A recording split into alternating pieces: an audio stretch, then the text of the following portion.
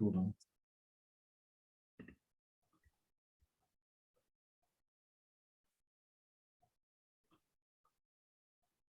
Okay. And that's still recording, so we should be good to go from there. Okay. Good evening, everyone, and welcome to session 2 on our energy program on behalf of Pathways. Tonight we are joined by an incredible guest I've had the privilege of working with for a number of years now. Dave Hughes is a coach with Complete, and in a former life has run pretty much most of the world through Unilever in some really senior positions across the organisation. Dave has transformed my own leadership teams over the years and brought fantastic facilitation to team journeys and one-to-one coaching, both with myself and my team. Dave is, as I said, a coach with Complete, and Complete have some really unique materials and insights and tools to use around energy and emotions.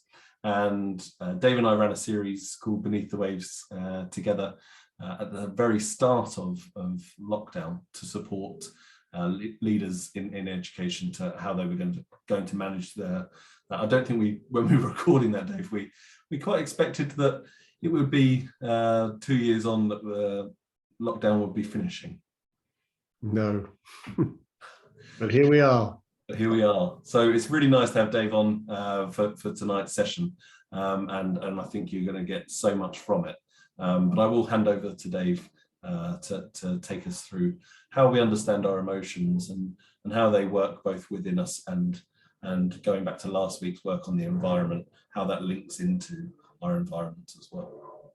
So thank you, Matt. Thank you for that very lovely, kind introduction. Very nice. So tonight or this afternoon, we're going to talk about the role emotions and feelings play in how we lead and how we do whatever we're doing, and how important they are and how we can regulate them. So I'm going to share a couple of slides as we talk through this. So we're all focused on achieving some kind of results, whether that's exam results or performance results or a career result or a result in a relationship. You know, we're all striving to achieve some kind of result. And we spend a lot of time looking at how do we need to behave in order to achieve that result. What do we need to do? What do we need to say? How do we need to turn up? How do we need to be? How do we need to behave? And obviously what we do is we think about that as leaders in whatever field we're in. We spend a lot of time planning, thinking about what am I going to say at that meeting? What am I going to do tomorrow? How am I going to show up? But actually, very rarely do we focus on what are we feeling? And our feelings have a massive impact on how we behave. And we quite often dismiss that. We're quite often brought up to think that we should suppress our feelings, not show them at work. We're really aware of what we're thinking in the moment, but are we actually aware of what we're feeling in the moment? A feeling actually impacts the brain and our behavior 10 times faster than thinking does. And of course, the two are intertwined, thinking and feeling. But, you know, also the emotion underneath the feeling. So what do I mean by that? Emotion is what we call energy in motion in our body. So this is what's happening in our body. So for example, if we feel, you know, a lot of heat around our heart and a lot of energy around our heart, that might be the feeling of joy. So the emotion is what's happening in our body. The feeling is how we express that. And our feelings and emotions play a massive role in how we behave, how we turn up. You know, we're all aware, particularly, you know, if something happens that triggers an emotion, that quite often impacts what we say, what we do. We blurt out something if we feel angry, for example. And even below that, underneath that, what's happening to our physiology. So what's happening, for example, to our heart rate, our heart rate variability. And again, this is something that has a huge impact on how much energy we have, how we're turning up, the quality of our thinking, how open we are. But again, rarely do we pay any attention to it. And you can influence and you can regulate all of these things. You obviously can regulate how you think, but you can regulate how you feel, your emotions, and how your physiology is working. And it's a great misconception to believe that actually you can't influence any of that. So let me dig into feelings and emotions a little bit more. How do emotions impact the results? There's quite a lot of language used around if you want to achieve some results, you need to be really sort of hyped up, activated, particularly in a sports environment. You know, when I used to play rugby, people used to say, oh, get angry before the game, or get, psyched up. So there's, or that you need to be chilled and relaxed in order to achieve something. But actually what's much more important is that on this axis, that you're actually in a positive emotional state rather than a negative emotional state. Because when you're in a positive emotional state, which is linked with the hormone DHEA, actually that is having a good impact on your physiology, on your emotions, on the way your brain is thinking. If you're in a negative emotional state, quite often there's cortisol then coursing through your body. And if that does that for a long period during each day, that's not good for your health. Quite often also a negative emotion will be triggering some kind of fight or flight activated response, which is not the best way to be, because when that happens, part of your frontal lobes shut down. So you're not actually thinking very clearly. You'll all have experienced this, moments when you feel a lot of anxiety or anger, you can't think straight, you blurt stuff out, you can't remember things, or negative emotional but relaxed, you're in more of a freeze mode. So, have a think about, if you look back at the last week, how many emotions, if you just quickly spend 30 seconds to write down what emotions did you feel over the last week or so? Just have a stab at that quickly. And think about where those emotions are on this, what we call emotional heat map. Which quadrant would they sit in? Are they activated or relaxed? Are they positive or negative? So some examples of emotions that you might see here are, in the top left, passionate, enthusiastic, happy, joyful, motivated. Top right would be angry, frustrated, anxious. Whereas bottom left is still negative but relaxed. So apathetic, inattentive, detached, bored.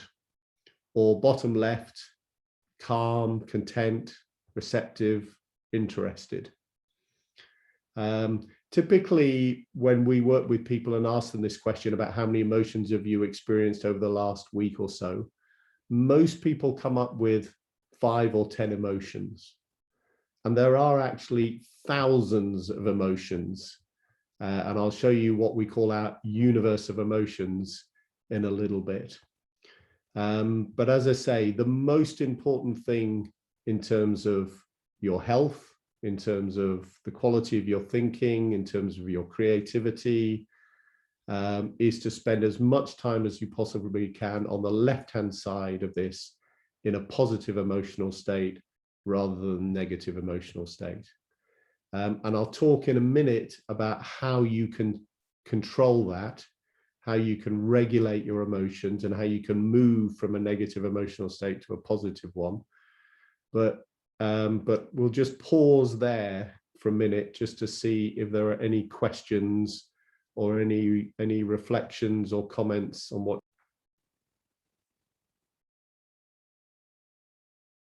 Okay, hello again. So I'm going to spend a little bit of time now talking about something you can do to start the process of regulating your emotions and moving from a negative emotional state to a positive emotional state. And it does start with, when I say regulating your emotions, that's not the same as suppressing your emotions. Yeah, it is about changing your emotional state, because a lot of people feel, you know, if I'm triggered and I feel angry, then I can't show that at work and I suppress it. That's not managing your emotions, that's hiding your emotions. And it doesn't, that, you know, your emotions are still then influencing you and impacting you. So how do you start managing your emotions? So there's lots of tools for doing this. What it starts with is being aware of how you're feeling, being connected to your emotions, being aware of your emotions, and building your literacy. And we'll talk a bit about how you do that later, but being aware of it, sort of recognizing it, validating it, accepting it, and then starting the process of trying to change your emotional state. So I'm going to start sharing my screen again. So the thing that really helps with this is a simple breathing technique. And this we call the breathe skill. And we have an acronym BREATHE. And what it stands for is breathe rhythmically and evenly. So unlike, you know, some of you will do yoga and some of you will do others, there are a lot of different breathing practices. We've now got Wim Hof and all sorts of stuff. The reason we teach it the way we do is because the science behind it indicates that this breathing technique is the most effective in terms of controlling your heart rate variability, which then generates a coherent signal and it effectively helps you manage your body's threat defense system. And it closes down that fight or flight that happens when you have a negative emotional state. So you breathe rhythmically and evenly. So that means breathe in slowly, pause at the top, breathe out slowly, pause at the bottom, breathe in slowly, pause at the top. Roughly six breaths per minute, but at whatever rate feels right for you. But the important thing is it's nice and slow and gradual in, stop, slow and gradual out, pause, and so on. Breathe rhythmically and evenly and through the heart. So obviously you're not actually breathing through the heart, but if you imagine you're breathing through the heart, what that does is it takes you out of all of the clutter that's going on in your head and moves your focus of attention to your heart. So imagine you're breathing in through your heart and you're breathing out through your heart, and do it every day. So what I thought is, let's just take a minute now to have a practice at that. So my suggestion is sit really quietly, nice and relaxed. Make sure your shoulders are down, feet flat on the floor. Either keep your eyes open or close them, whichever's more comfortable for you. And just take a minute just to breathe nice and slowly, rhythmically and evenly through the heart. And I'll just shut up for a minute while we do that and just have a practice.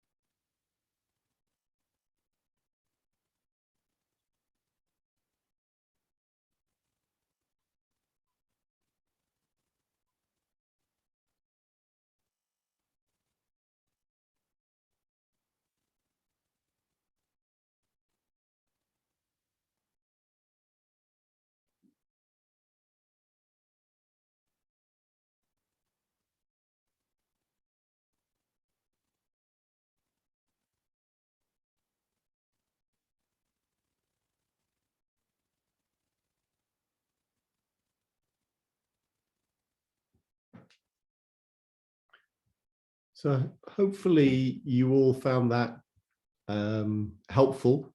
Certainly the science behind it, hopefully you felt yourself sort of open up, relax.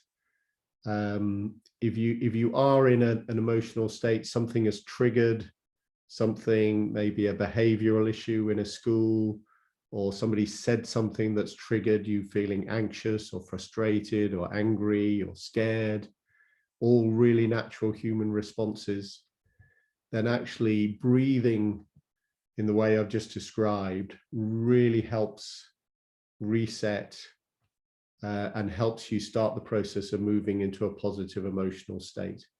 And then there's other tools we can talk to you about in later sessions that can help with that process. But the breathe skill is a really powerful way of starting that process. So for example, I've worked with somebody recently who had a car crash a number of years ago, and ever since then was really, really scared driving in a car, could never overtake anyone on a motorway, always on the inside lane. And actually just this breathe skill has helped them overcome that fear, and had quite a dramatic impact on that one area of their life, for example. So I'd certainly suggest that you practice this, because as everything we talk about, the more you practice, the more impact it has, and the better, the more effective it is. So there's two things I'm going to leave you with to sort of start the process of taking control of managing your emotional state. The first is to start capturing an e-diary. So, we're not really very in tune with our feelings quite often. So actually spend time during the day really noticing the feelings you're having, and not just the feelings, but what's going on in your body. How is that emotion showing up in your body, and capturing that in an e-diary. And you can either do that on a piece of paper, or I'm going to show you an app you can use to do that after this. And then look back at it at the end of the day or at the end of the week and reflect on what your emotional heat map is, and how you can manage it, and start using the breathe skill. Some people like to do it first thing in the morning. Some people do it before going to sleep at night, which is really effective.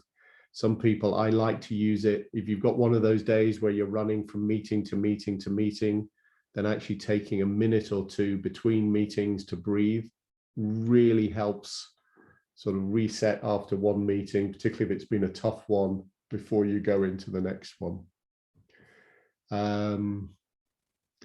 So use that. I'm just going to quickly introduce you to the app that you can use to help you with this.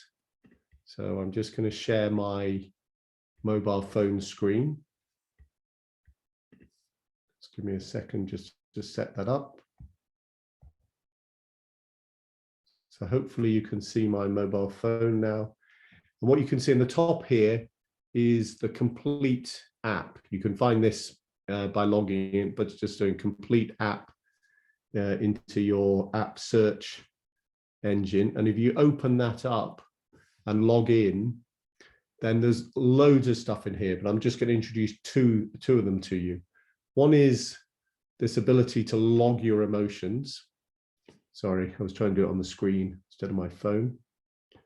So the ability to log your emotions. So if I go into Discover the Universe of Emotions, in here, in this map are 2,000 emotions, and they're split into the 4 quadrants on that heat map I spoke about. So let's go somewhere nice. Let's go to the top left, positive emotion. You can see here emotions like generous, gay, liberated, brassy, esteemed, inviting, cheerful. If I dive into cheerful a bit further, you can see there's other planets revolving around them, like cheerful and chirpy. And what I can do is I can go into Ardent and I can log that emotion. Or I can press this, the search at the top, and I get a list of all of the emotions. and I can say, oh, I'm feeling a bit antsy at the moment, so I can log that emotion. Or I can log assiduous. I'm feeling assiduous right now. And then at the end of the day, I can look back at the heat map and I can look at all of the emotions I've logged. So you can see antsy on this one and assiduous on the far left. And there's some other emotions I had logged earlier. You can also, by the way, if you're part of a team, you can look at a team's emotional heat map. So that's one thing in the app, which is really powerful. The other thing you can do is use it to help you with your breathing. So if I go on breathe better and start breathing better, there's a little, you can set up how fast your breath goes and how long you want to do it for. So you can do it for 5 minutes, 10 minutes, however long you want. So 2 minutes, 5 minutes, 10, and then you can do it looking at, you can do different rates. So I've just lost how you get in there at the moment. And when you're ready, you tap to start, and it gives you sort of a breathe in image, a hold at the top, a breathe out, and a hold at the bottom and breathe in. So there's a couple of examples of how you can use the app. As I said, there's loads of other stuff in here as well. But if you're somebody who likes technology and using apps to help track these things, this is a great app for doing that. So I'm going to stop sharing there, and I'm going to open it up again for any questions or comments or reactions before we close. So I'm just going to say thank you very much, Dave. I'm going to pause and then close the session, and we'll edit this bit out. But I'm just going to say thank you very much for sharing that with us this evening, Dave. I think it's given us a real insight underneath the surface of ourselves for the rest of the energy series, and we can really build a lot around what Dave has shared tonight. So there will be a follow-on session now, but just to say thank you very much for coming along this evening, Liv. Thank you, Matt, and thank you, everyone.